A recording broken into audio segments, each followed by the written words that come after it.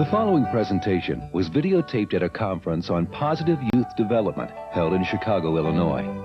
It was one of 50 such conferences presented throughout the United States.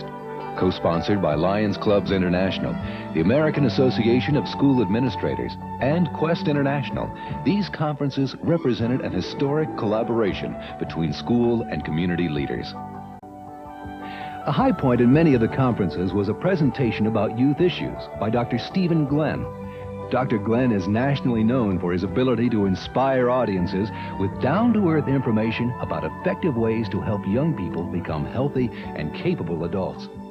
He recently received a National Service to Youth Award and was honored by President and Mrs. Reagan as one of the country's most outstanding family life educators and drug abuse prevention professionals. He's the author of many publications and books, including his most recent release titled Raising Children for Success, and was one of the noted youth experts that helped develop the Skills for Adolescence program. Dr. Glenn.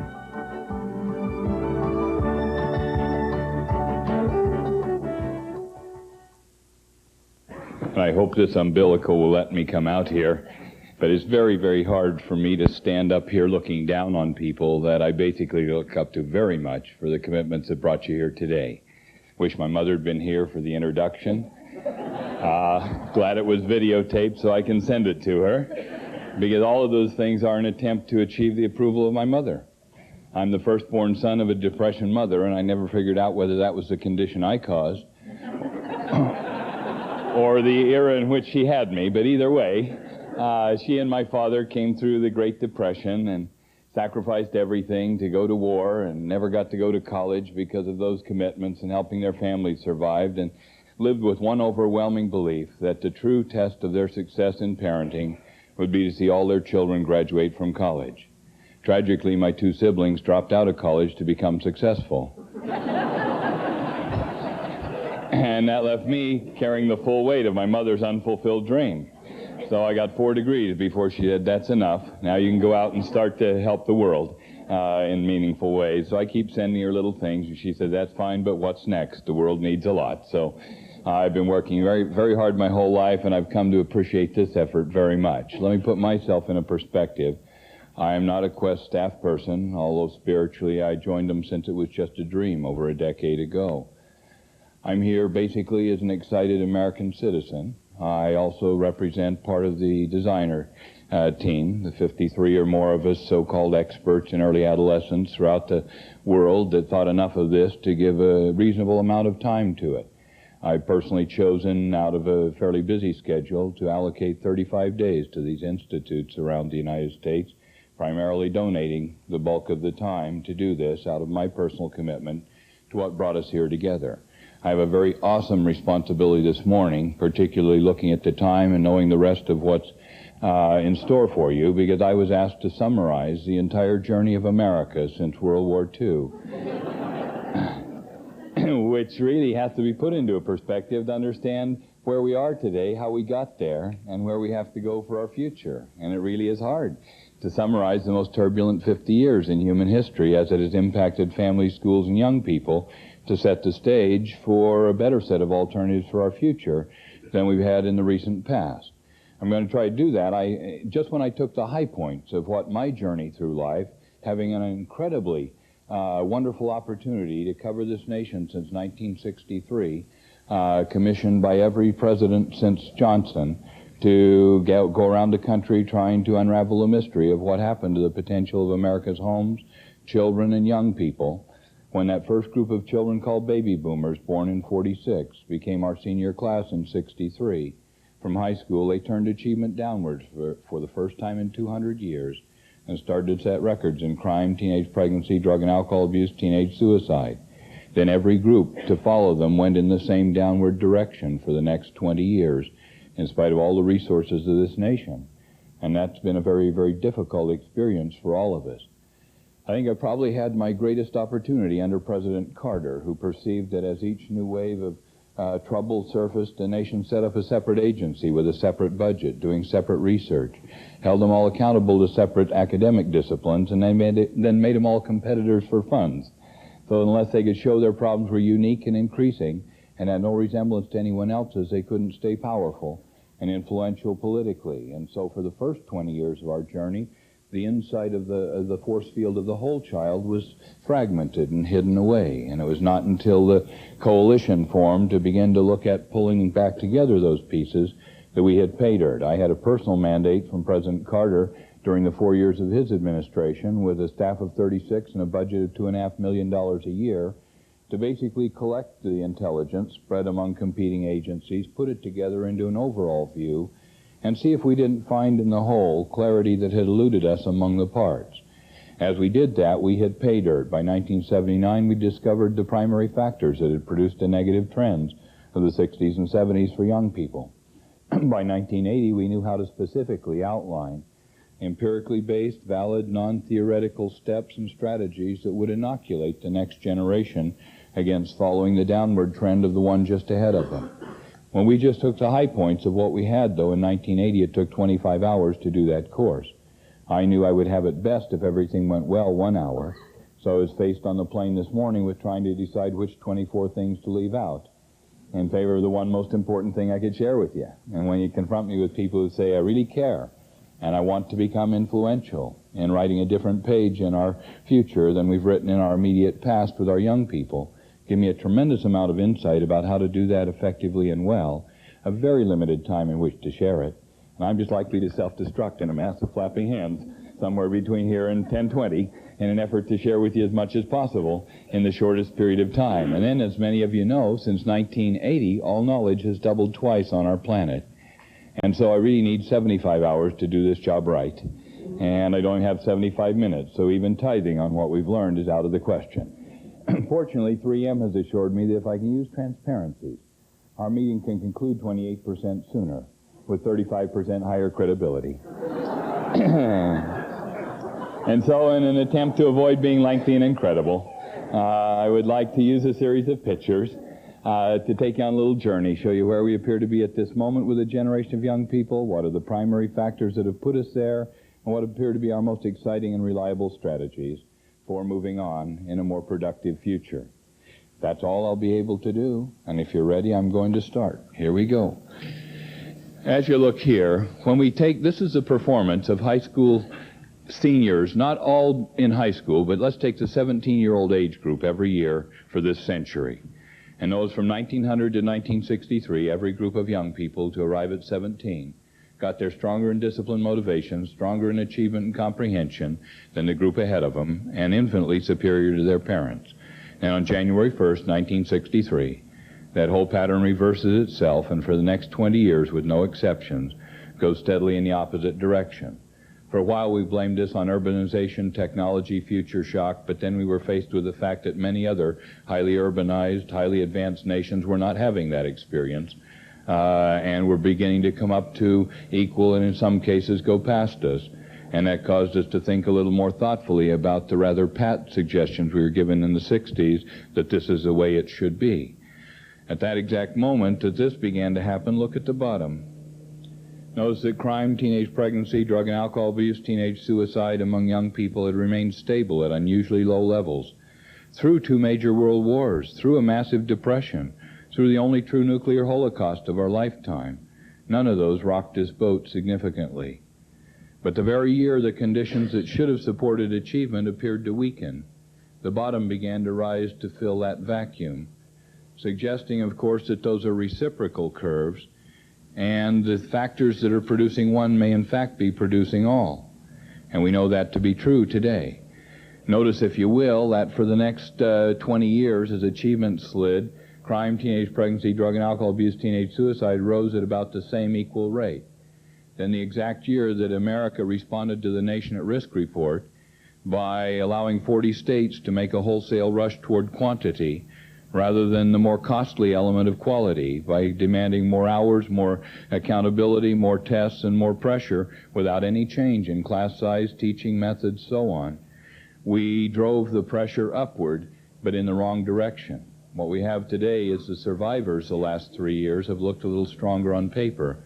But we have the highest dropout rate in this century in the nation at the moment, so the marginal kids are dropping out in increased numbers.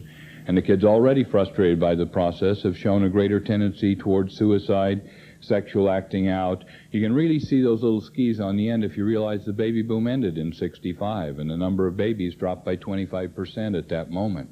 From 65 to 75, the number of children diminished by 25%. From 1975 to 1985, the number of teenagers dropped by 25%.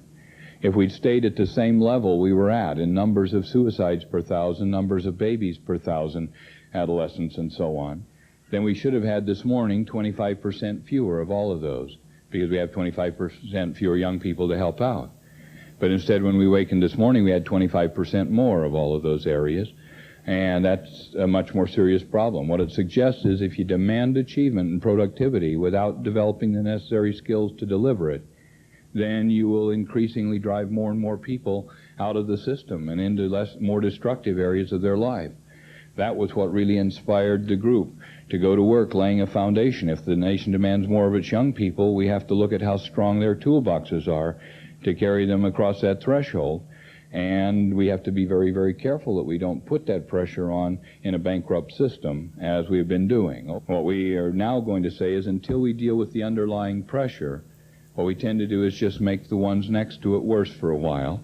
But the exciting piece is, left on their own, 99% of all human beings from birth seek as their most desired path in life to earn increasingly the respect and recognition of positive people in their life who they want to look up to them or respect their achievements and accomplishments. When conditions occur to frustrate that, then it will go outward sideways. Better to be important in a gang than insignificant altogether.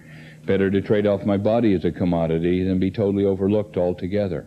Better to disrupt a class and be invisible in it because I'm not strong academically, and people will find other ways to express that. Overall, we know today what we're looking at here in individual lives and in the culture is very much like a waterbed mattress with too much pressure in. If we suddenly filled a mattress too full with pressure, everywhere the rubber was weak, it would bulge. But if we pressed on the individual bulges without relieving the pressure inside, it would just affect everything else temporarily, come right back, and a million bulge prevention programs would fail until you found the valve and started to regulate the pressure. But once you were working at the valve, activities that had no apparent relationship to the bulges might do more to resolve them than all the bulge-specific programs we could ever come up with. But that's what took us so long to find it. America was so preoccupied with bulges, we never looked thoughtfully at the pressure. It was not until 1981 we even went out and consciously gathered up our successful young people to study them in the same detail we've been studying the failures for 20 years.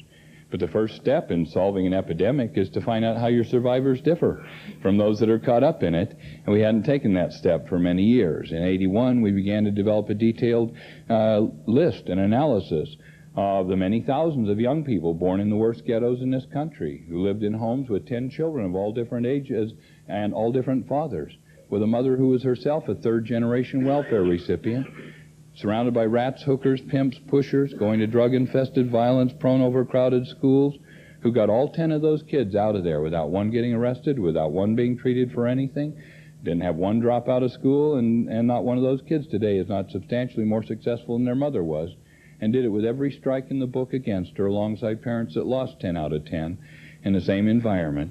And we began to look thoughtfully at that. We found it was what was not happening to our young people in certain areas of skill development, rather than what was happening to them in the environment that determined the outcome. And that opened up a whole new world of options for us as people. We then asked, what happened to a whole culture to cause such a dramatic change in 1 year? A permanent and apparently permanent reversal of a 200-year-long trend of productivity and stability in a nation doesn't happen because of a few tiny things that occur over time. 180-degree reversal in 1 year suggests something cataclysmic changed in the culture. We tried to blame it on the 60s for many years, and that's why we didn't find it. It's naive to assume that a 17-year-old is a product of the year they turned 17. But if you decide, listen, you're looking at a 17-year cumulative journey here through a force field of relationships and institutions, and if you suddenly get a profound shift that's sustained, go back to the year those kids were born, draw a line, and begin to study the force field they're passing through either way. When you find major elements that change on a wide scale, then put that in the hopper, and soon you'll have a list of the things you have to compensate for to deal with the changes you've been through. We struck pay dirt when we went back 17 years If you'll notice what happened here, go back 17 years to the year these kids were born. Notice it's a group of children born in 1946.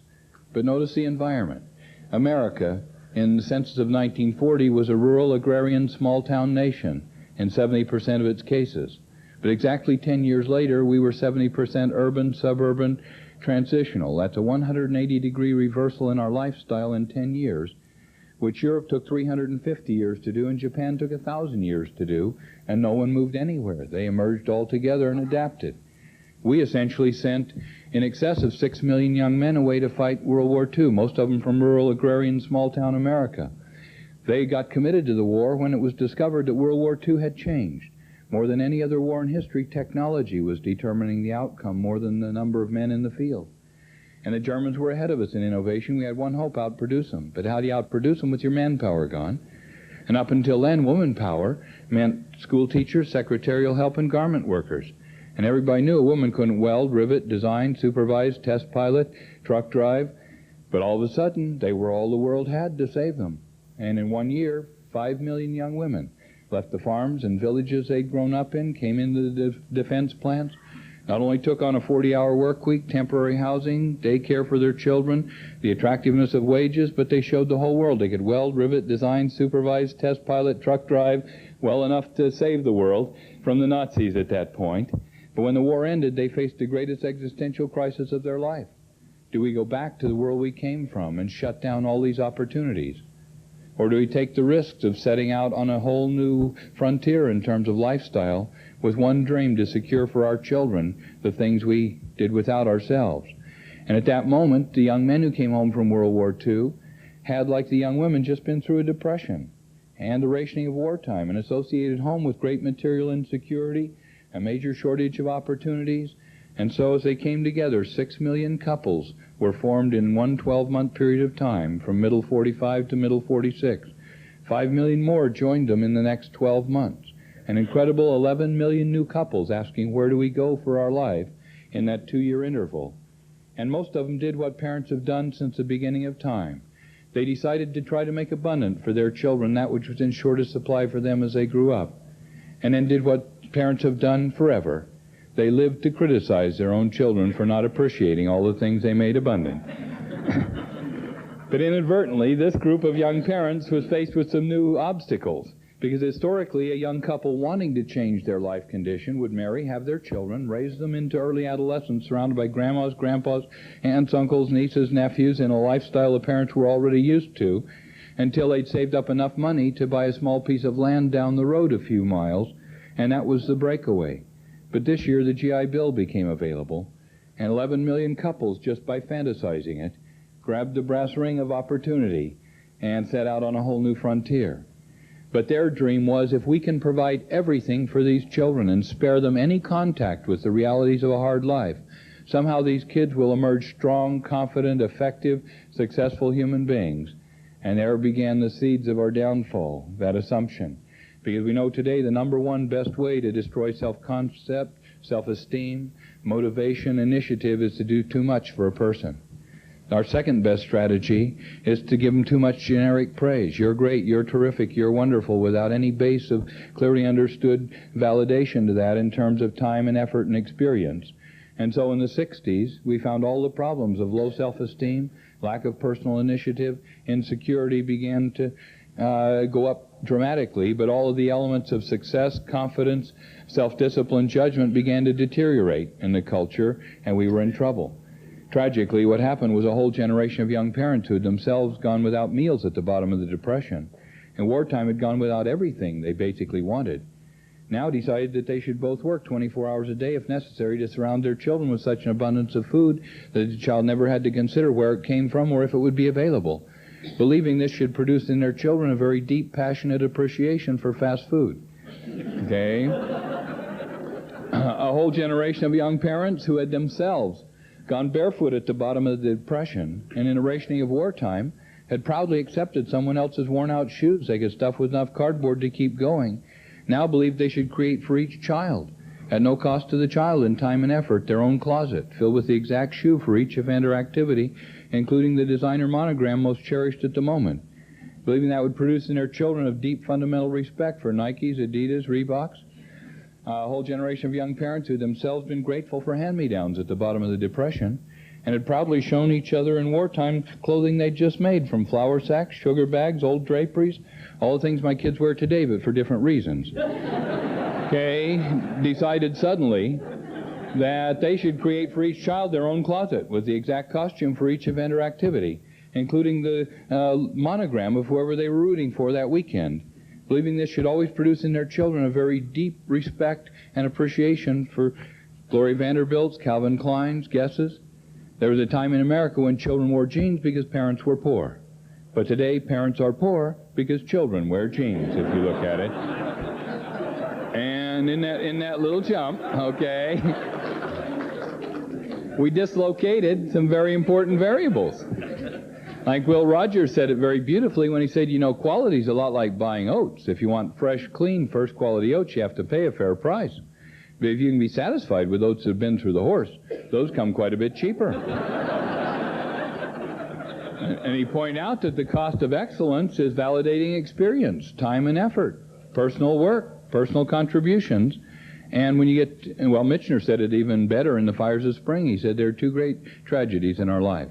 One is to lose our life stream, but the other is to get it too early or too easily, so that you have nothing to validate yourself or your journey through life by. And that became an important challenge because you see last year, 91% of all adolescents who took their own life took it because they perceived that they were an object or a recipient of someone else and not a genuine asset and needed a contributor to their self or anyone else. But we also found that if we set up clinics and passed out all the contraceptive devices this country could come up with in every high school and junior high school in the country, we would definitely reduce abortions, we would definitely reduce venereal disease. But as far as we can tell, no more than 20 to 25% of the babies born this year would not have been born. Because we know 75 to 80% were a clear conscious or subconscious attempt by a young woman to create a condition in her life that gave her meaning, purpose, significance, status, something that needed her, that she was an asset to, that she didn't have to prove anything to. The alternative of being told, keep your mouth shut, stay out of difficulty, get good grades, do what we tell you, appreciate what we do for you, was to have people say, you're a woman now, you have something that needs you, you're important, you're an asset to something. And that's real significant. We found that young people in the classroom who don't each week contribute significant things in each class stop valuing the process, become resistant to it, drop away. And yet we found what the baby boom did was create a model in which the students had become passive scribes, sitting down and recording the teacher's contributions, where in the one-room schoolhouse they'd been tutoring the younger kids. And they'd been working on the lessons themselves and coming up, and students prepared the lesson, and the teacher called them up and validated them, because the average class had kids 10 years apart in age and readiness. So if a child was homesick, the lesson wasn't taught because the kid had the lesson, not the teacher. And not all 6-year-olds had to learn the same thing at the same time because the teacher was used to working with individual children. See, the word to teach in Latin means to draw forth or bring out through dialogue understanding. Putting the data in is where the teaching should start. Then drawing back out the understanding was the real teaching process. And for centuries, that's how it was done. But suddenly what happened? This group of young people, 11 million couples, coming from a rural world, and you could see what happened. Look at the decline in birth rate for a half century. And the reason it declined was when young people moved to the city slowly and found they now worked 50 hours a week away from their home for $5 or $6 a week. Had no place to put children, nothing for them to do, no one to help raise them, and they were incredibly expensive. It made less and less sense to have them in large numbers, so they quit.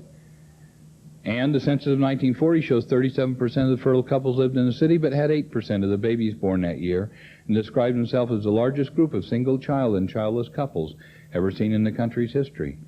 While in the rural and small-town world where you needed children in your economic life, they were a very necessary asset to you. Had a network of people to help raise them, a role for them to play, a safe place for them to grow up, and you could afford them. The average couple there had 5, and that's the way we came out of this. But those first 11 million couples, before they even said, where will we put them, who will raise them, what role will they play, is anything ready, rushed right out to have 5 children as fast as they could, and touched off a major emergency. Now, history shows that vast army of children born in 1946 lived exactly 5 years before it dawned on anyone in America they would one day go to school. And all of a sudden, September 1st, 1951, with no advanced warning. In many areas of the country, 8 times the number of first graders ever seen in history arrived in 5 minutes looking for a seat. And people say, where did you come from? And the kid said, I've been around 5 years. I thought you saw me coming. And we hadn't. And we found that class size jumped. The class of 62 never sat in a class larger than 20, but the class of 63 never had a class smaller than 35 normally. So every hour in the classroom, there was 50% more competition for time, attention, encouragement, contribution. And we believe in there, education became too passive to develop critical thinking, moral and ethical development, mastery, encouragement, commitment, growth. And so that first group of kids coming through, although they were a whole peer group of firstborns who generally knocked the top off in achievement, were overcrowded from the start and started downhill instead of uphill. And that became a new dilemma. Have you ever heard somebody say American children are forced to mature earlier? Do you believe it? We always mistake sophistication for maturity. Well, it's absolutely true that we have 7-year-olds arriving today at school who have observed more bizarre acts of human sexuality by the age of 7 than their grandparents fantasized in an entire lifetime. Okay? There's no evidence at all that those children are maturing anywhere near at the same rate in self-discipline, judgment, responsibility, clarity on the nature of life and their role in it that people ahead of them did. In fact, by the last set of studies, it shows it now takes 16 years to achieve an American child what was once normal at 11 in these areas. It takes till 26 to achieve an 18-year-old level against the norms of the 50s. And if you really want to destroy lives, create a gap between sophistication and maturity in favor of sophistication. And that becomes a very, very difficult world. That, again, galvanized the American Association of School Administrators and Lions to recognize that the group most at risk to this gap was a group who starts puberty at about 11. And today, with the earlier onset of fertility, 3 years earlier than the turn of the century for our children, the enormous increase in latchkey children by this age, who parents say they're old enough to babysit others, they don't need any attention themselves. And then the lack of networks, with families moving every 2.5 years on the average. Even close friends you've known for a while are not there most of the time. And so we now find that the average age at which American children started to get drunk last year was 11.5.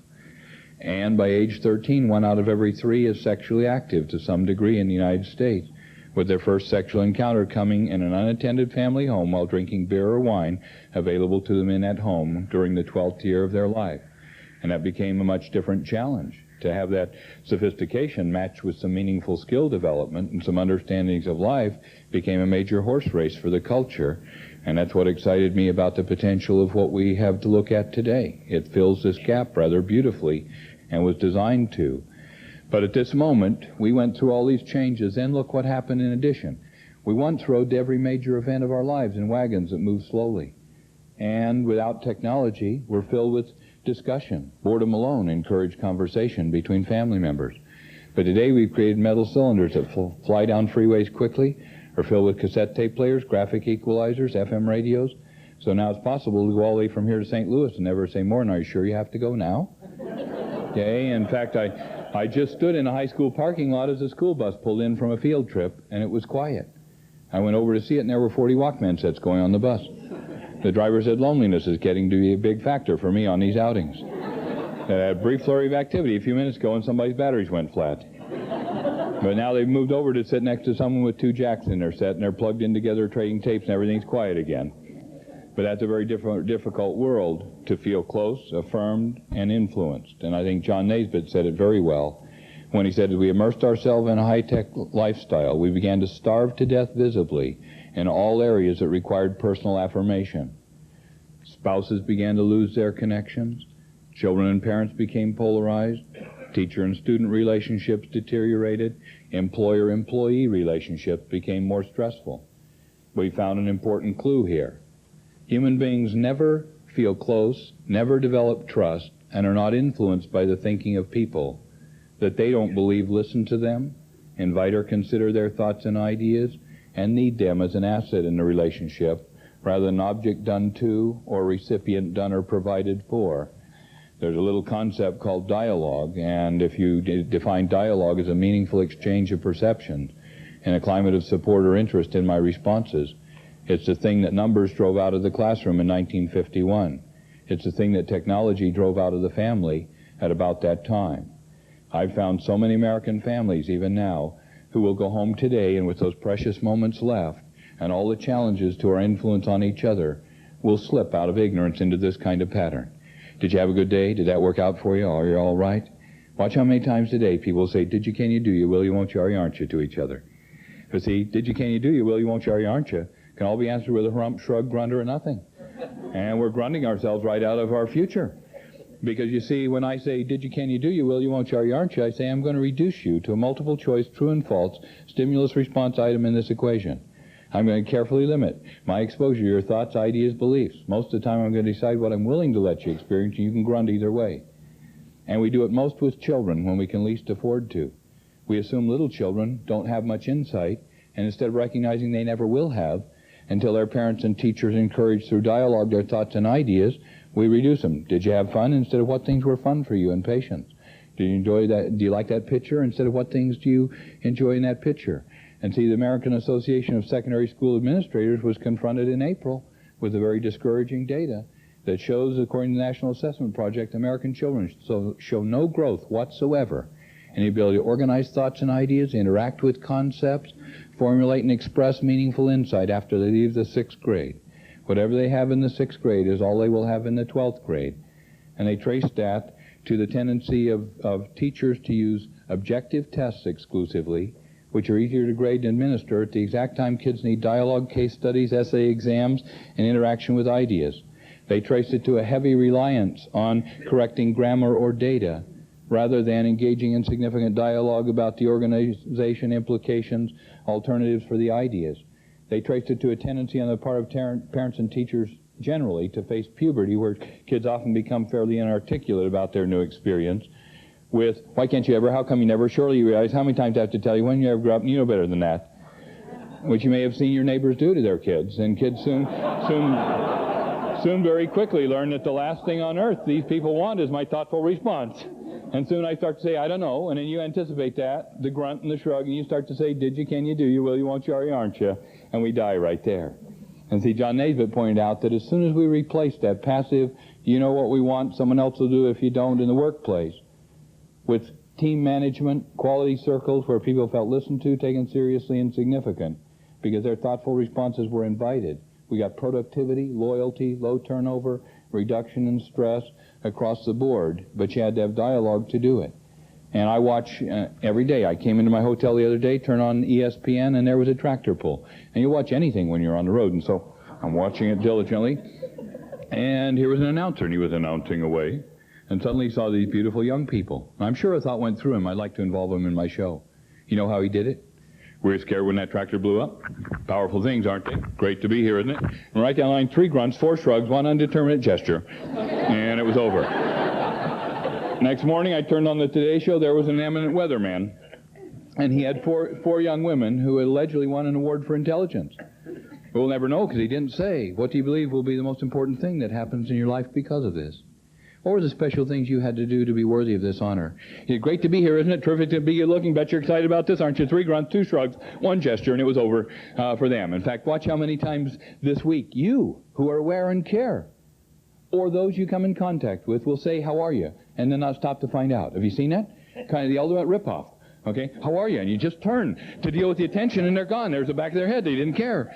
So one thing we've been doing all week is telling everybody, thousands of us last week committed to tell everybody that said, how are you, exactly how we were, in extensive detail. I've already told 50 people this week who didn't care, in great detail, exactly how I was. Yesterday, I got on the 15th floor of the Marriott Hotel. Man stepped on the elevator and said, how are you? And I said, oh, thank God you asked me. I'm a long ways from home, real concerned about this terror situation. Frontier Airlines canceled. By the time we got to the 5th floor, he's in the corner like this. And I said, sir, you're visibly uncomfortable. He said, darn right I am. I said, well, I just want to make the point that out here on the road, there are a lot of us lonely, chemically dependent, suicidal individuals who believe that no one cares and you shouldn't raise false hopes. He said, I won't. I said, now listen, how are you should only be asked with eye contact and a genuine openness to my thoughts.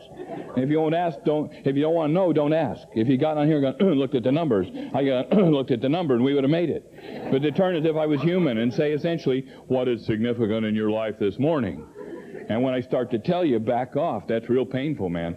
Real painful. He said, I can remember this long as I live. By then we hit the ground floor and the doors open. He started to leave and I grabbed him and said, and by the way, how are you? And he was real freaked out by this. But at least I got his thoughtful response, and I know it was true because he left his briefcase, so I picked it up to take it to him. He thought I wanted to go and tell him how I was, so he was running by the time he got to the door. So I sent it out with the bellman. But I don't think he'll rip off so many people this week.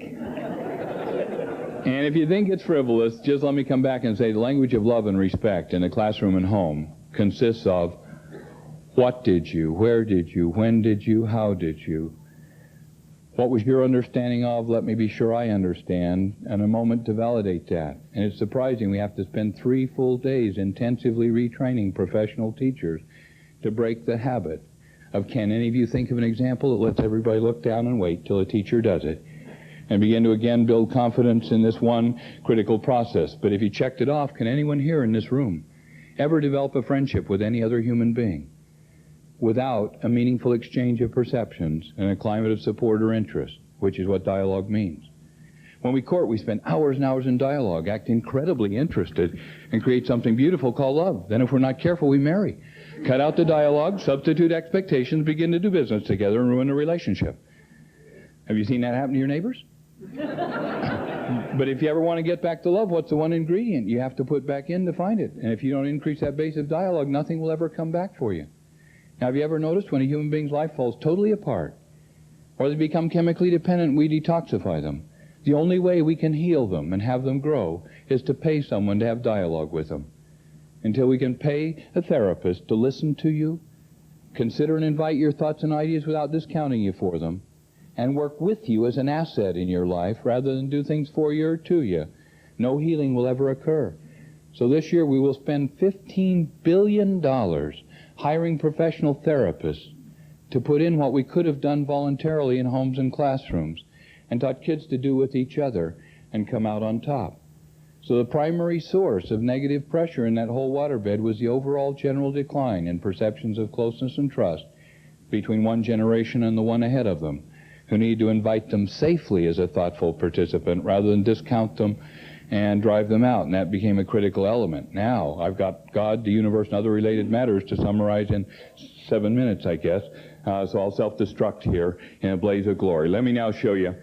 As a result of all the changes we've been through in here, and in our most recent book, we identified 19 critical elements of the type I've talked about that made a major shift from overtly supportive of education, parenting, and young people to non-supportive during this period of time.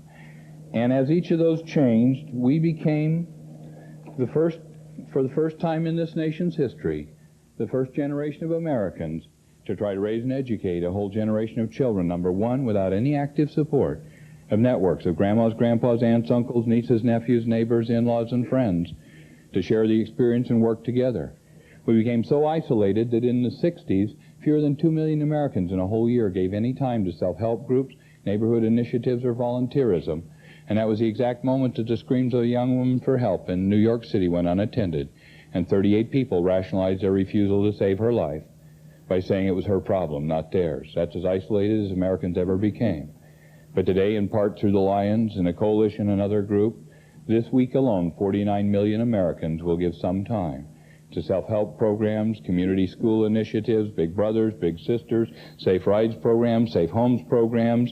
We can't overlook the impact. We've done more in 6 years with dialogue and collaboration among neighbors in the form of neighborhood crime watches to curtail urban crime than we got in billions of dollars in 30 years of federal and state efforts that couldn't work till people reached out and began to do things together. And that's why we invited such a cross-section here.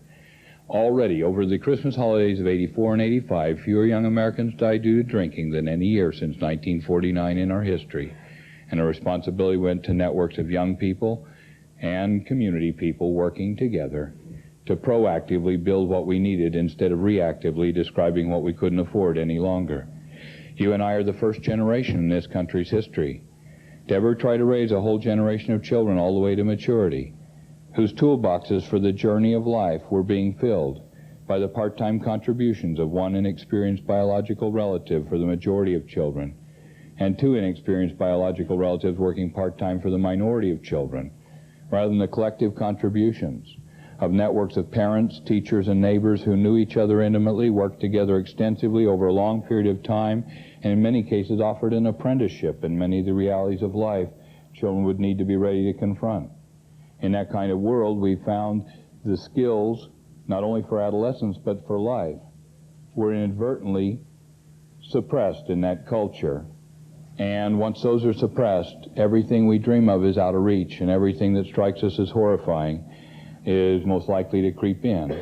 So we found we were the first that ever had to thoughtfully identify the skills our young people would need and ask thoughtfully, how will they be transmitted in our homes and classrooms if we're to come out on top?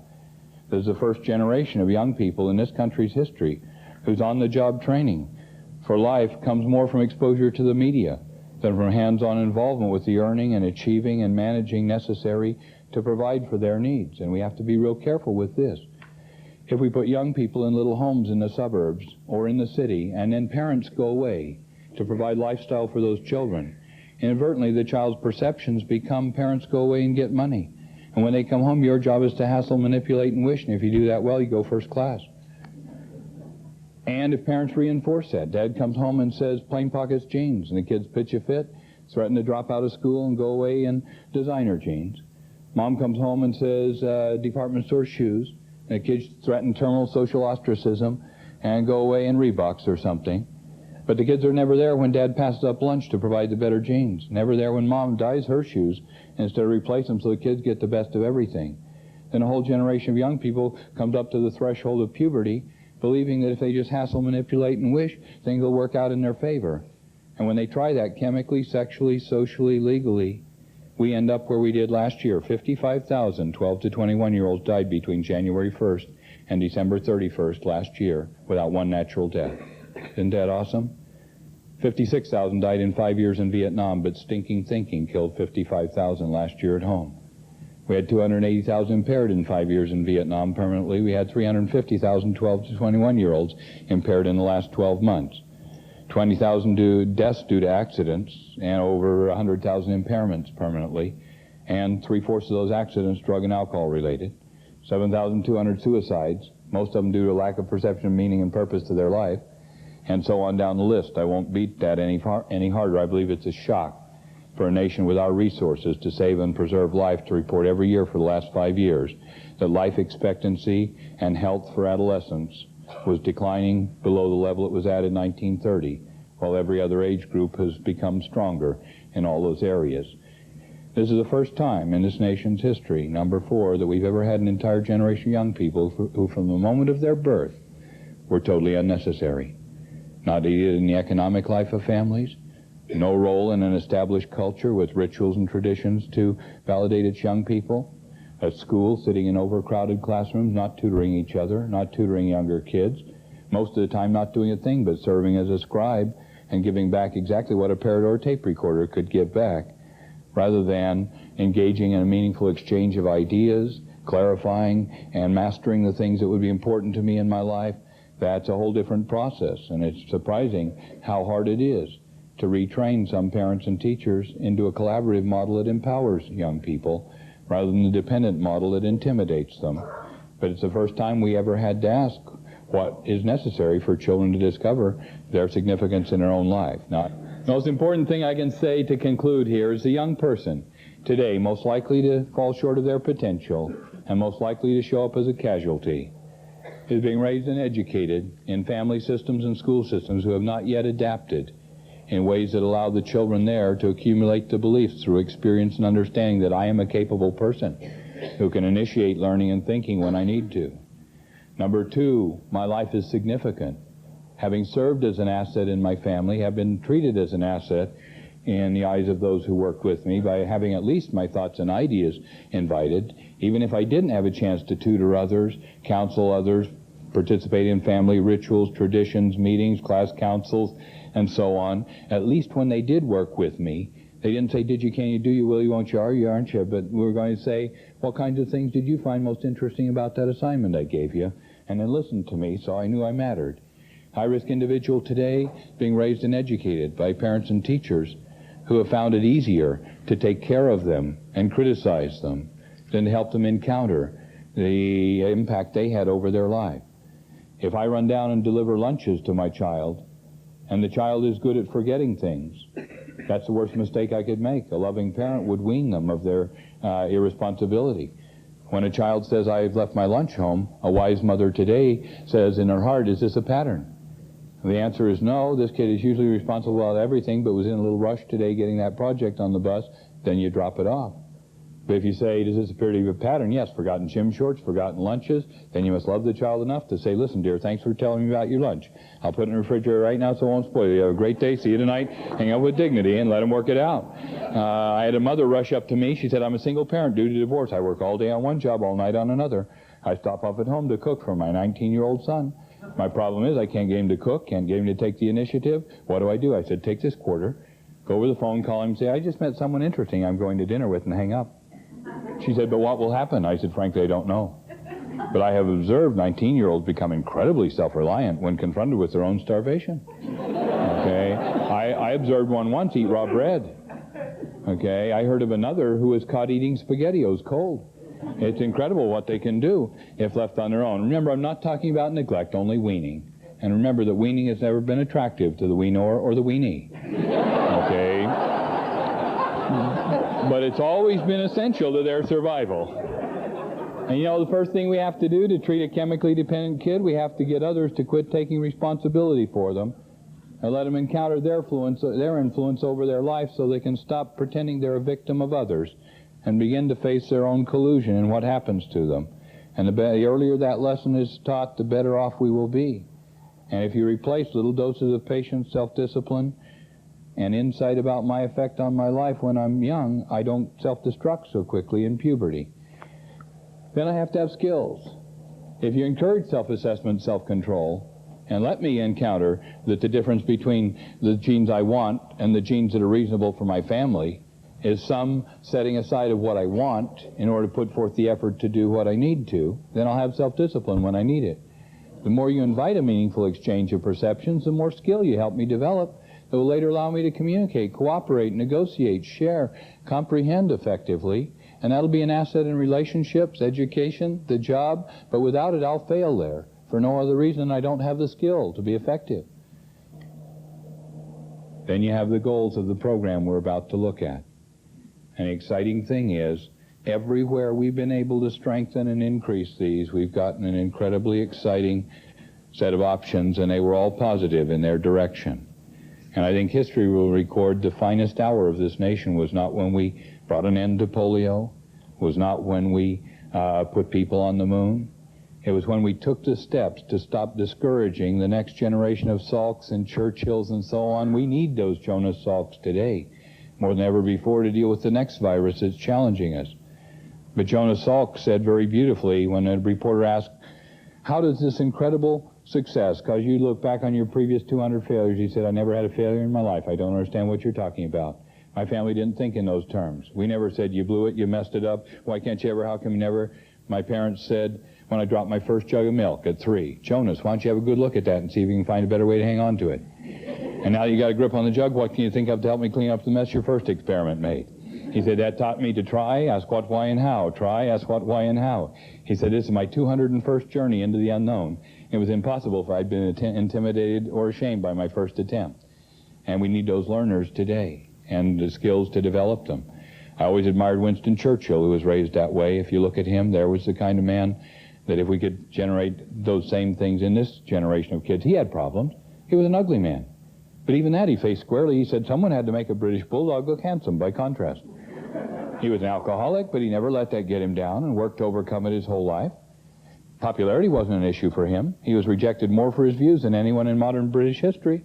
But did that intimidate him? Not all. What will he be known for in history? Not his 400 literary works, not his definitive history of World War II, not his Pulitzer Prizes, but the incredible fortitude and strength of his will when it was needed, when he stood up to challenge the tide of defeatism in his countrymen who said, anything's better than living in bomb shelters, let's make a deal with the Nazis. The ugly man stood up, ignoring his lack of popularity, stuck his chin out and said, we'll fight them on our beaches, we'll fight them on our doorsteps, we'll fight them in our living rooms, but we will never give in to this menace, to this tyranny. And he galvanized the will of his people. He was later asked, Sir Winston, what in your school experience best prepared you to lead Britain out of her darkest hour? He thought for a moment, and I'll paraphrase his response. He said, it was the 2 years I spent in the 7th grade. Someone said, did you fail? He said, no, I had 2 opportunities to learn to do it effectively. He said what Britain needed was not brilliance, but the will to persevere when things were going poorly. And I learned it there. Another time a person said, why, Sir Winston, you're drunk. And he said, and madam, you are ugly. He said, but I shall be sober in the morning, and you shall still be ugly. Okay, let me just point out.